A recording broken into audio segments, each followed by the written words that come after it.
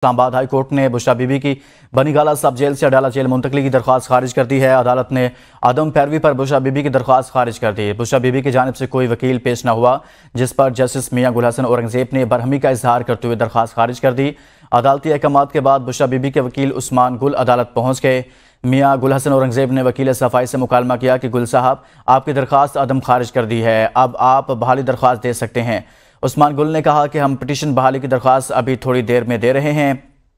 State council ने पेश होकर बताया कि ईद पर बानी पीटीआई और बुशरा बीबी की मुलाकात कराई है। इस पर जस्टिस मियां गुल हसन औरंगजेब ने कहा कि ये वो भी नहीं चाहते कि घर से जेल चली जाए। जो उन्होंने रिलीफ मांगा भी है, पता नहीं वो चाहते भी हैं या नहीं। अदालत के साथ सियासत खेल रहे हैं, मजाक बना हुआ है। कहा भी था आज सुनकर इस केस का फैसला करेंगे, फिर भी नहीं आए। अदालत ने स्टेट काउंसिल से कहा कि ये साइट भी ठीक काम नहीं कर रही और आप भी ठीक नहीं कर रहे।